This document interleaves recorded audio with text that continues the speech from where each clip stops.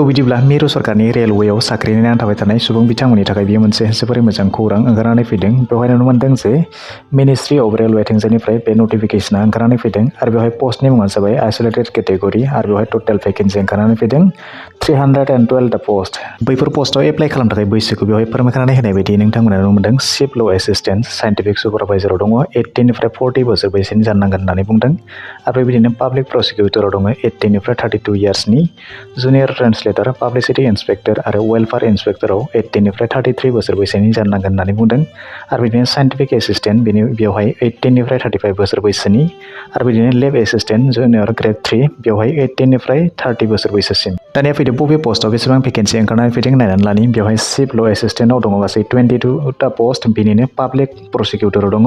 7टा post, बेबायदिनो junior translator हिन्दीआव दङ 202टा post, बिनिनो सिनियर पाब्लिसिटि इन्सपेक्टराव दङ 15टा पस्ट, बिदिनो स्टाफ एन्ड वेलफेयार इन्सपेक्टराव दङ 24टा पस्ट, बेबायदिनो साइन्टिफिक एसिस्टेन्ट ट्रेनिंआव दङ 2टा पस्ट, बेनिनो लेब एसिस्टेन्ट ग्रेड 3आव दङ केमिस्ट आरो मेटालार्जिस्ट बेवहाय दङ 39टा पस्ट, बेबायदिनो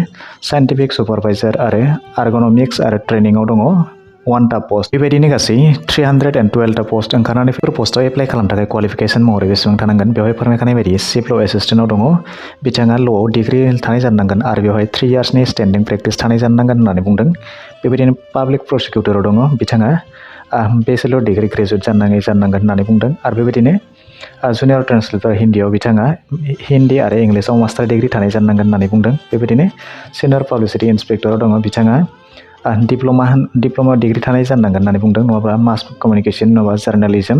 नङाब्ला एडभार्टाइजिं बेफोराव मास्टार डिग्री थानाय जानो नांगोन होननानै बुंदों। स' बिदिनो स्टाफ एन्ड वेलफेयार इन्सपेक्टराव दङ बिथाङा ग्रेजुवेट डिप्ल'माजों लोगोसे LLB नङाब्ला लेबार ल' नङाब्ला PG डिप्ल'मा MBA थानाय जानो नांगोन होननानै बुंदों। बेवहाय एप्लाइ खालामनाय डेट महरै थांनाय 30 डिसेम्बर 2025 निफ्राय लानानै फैगौ 29 जानुवारि 2026 सिम थागोन होननानै बुंदों आरो बेनि जिथु फिस पेमेन्ट बेयो फैगौ